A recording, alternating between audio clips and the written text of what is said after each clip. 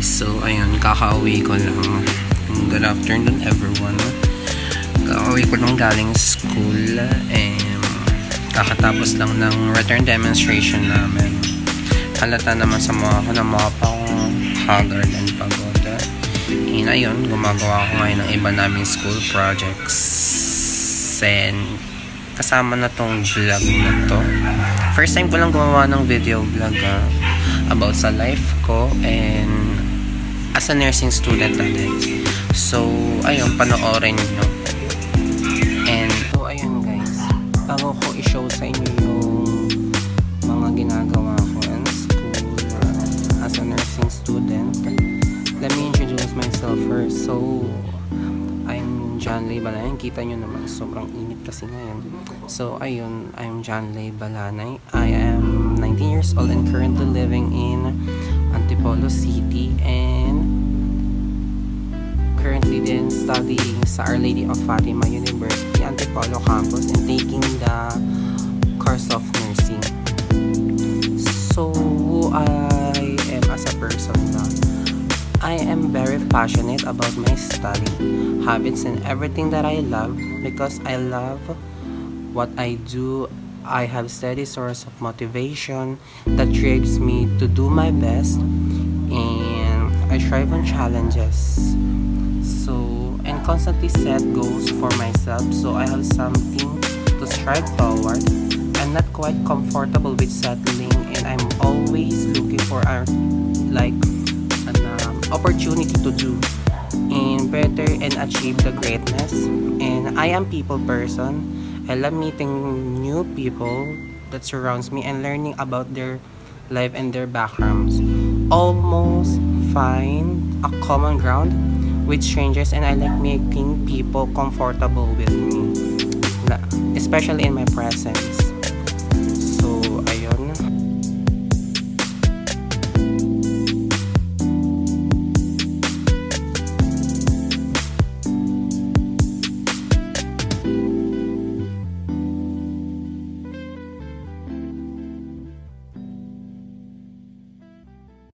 So next is, let me show you some video clips kung ano ba yung ginagawa namin mga nursing students sa school, lalo na pag mga return demonstration and ano ba yung papel ko as a nursing student. So ayun, yung fundamental part as a understanding nurture is to memorize both the hypothetical and clinical viewpoints of nursing. The hypothetical input makes a difference get ready as for clinical arrangements, which is able shift broadly all along through the for a long time, meaning we are uncovered to parts of diverse zones of nursing and sorts of nursing. My part at first, as a supernumerary nursing understudy, is to help the medical attendants, which is yung mga physicians, yung mga head nurses, and mga physical therapists, ayun. And in their obligations inside my process scope, which is yung scope ko dito sa environment na to, is to practice and learn unused aptitudes, is other aptitudes, and part demonstrate amazing nursing home. I got to have a profound understanding of the hypothetical viewpoint of the clinical setting to assess me get it distinctive ailments, maladies, and conditions. I see within the clinical environment, the hypothesis and scholastic input is crucial to form beyond any doubt. All my possessed information is up to date and best proof to guarantee best hope. When examining nursing in Ireland, the hypothesis and home complement each other. In other words, a period of hypothesis is taken after by a clinical arrangement. It is a critical to adjust them at the same time, giving rise to time to both. Subsequently, the truthful stressors, which can set us separated from other college understudies.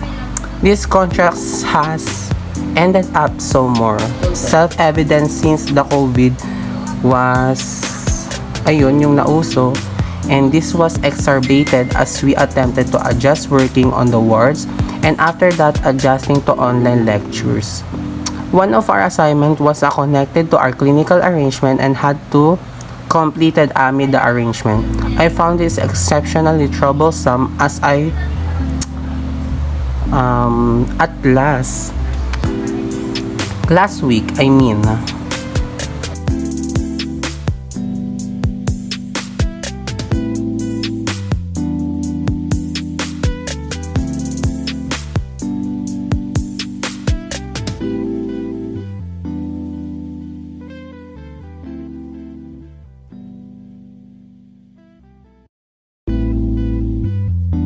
Hi guys! Life student as a nurse. Ano na? I'm student as a nurse. Bye! Okay, my name. So hello, good evening everyone. My name is John Lay Balanay, first year nursing student from Our Lady of Fatima University, and this is my return demonstration for head and neck. And first thing first, let me show you to how to do a checking the head and neck of this patient behind me. Ma'am, may I know your name? Okay, how old are you po? 18 years old. So,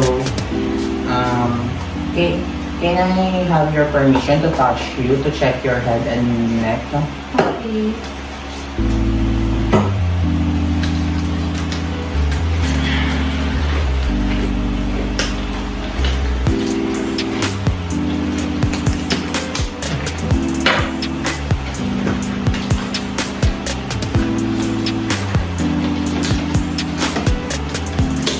So, ma'am, let me check your head first. I'm gonna check your head if kung may, kung may abnormality ba or not. So,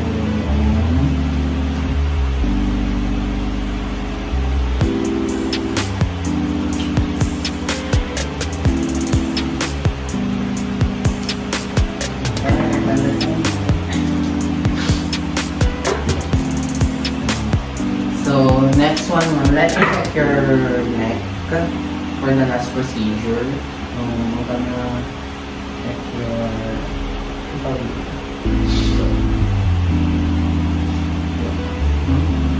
jaw.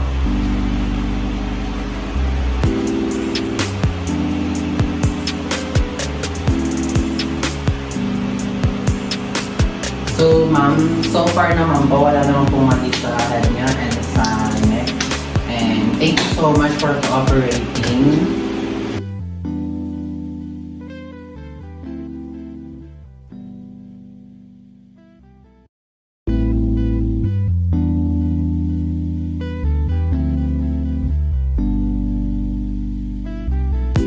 So, here's my tips on how you strive to study despite the current limitations and challenges. Number one is stay organized. It's easy to get overwhelmed with assignments and course requirements when doing them independently. Students might want to track of important dates and course milestones for each class in a single chart or spreadsheet. Noting how to remote classes are held and including links to lectures and office hours for handy retrieval. Number two, don't multitask. It's easy to get sidetracked and distract when time is less structured than usual and students are doing more work independently. While it might be tempting to do multiple things at once, like playing video game or checking social media during an online lecture or while working on a paper, for instance. Number three is swap out study strategies. The old study routines from pre-COVID semesters may no longer work. Students can adapt usual habits for the new situation or develop entirely new strategies. For instance, if a student previously preferred to study in a library or coffee shop, he or she might want to try recreating that environment in a dorm room by studying in a chair rather than at a desk, or listen to music if background noise helps him or hit the books. Phone-based or virtual study sessions can help students who like to study in groups. Number 4, stay connected to others. It's easy for students to feel isolated and cut off from the other people in this COVID learning environment. In person, face-to-face communication may be limited, so staying in touch with instructors, classmates, and peers is very important to student learning and success. In last is collaborate remotely. Some assignments require students to collaborate, which isn't as easy as when students saw one another during classes and around campus. Help students work together by advising them to avoid procrastination by making small progress and staying in touch consistently. Recommend or require students to meet or check it least very few days to talk about progress and plans. So, syempre, ayun nga, we are currently in a pre-COVID situation pa din. And paano ko ba na-manage to maintain my mental health? Having a regular routine with activities that make me feel happy and help me maintain good mental health. Like take deep breaths, stretch, or meditate. Try to eat healthy, well-balanced meals. Exercise regularly. Get plenty of sleep. So, ayun, bago naman matapos tong video na to, and pansin nyo, sobrang init talaga kahit Diyos ko, naka-3 na yung electric fan ko.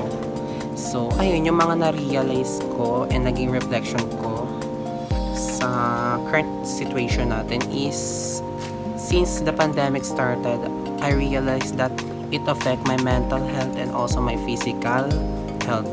During those quarantine days, I felt lonely and bored, which affect my mental health since we are all locked up in our house and not be able to go outside to meet our friends, to meet our other family or relatives, whatever.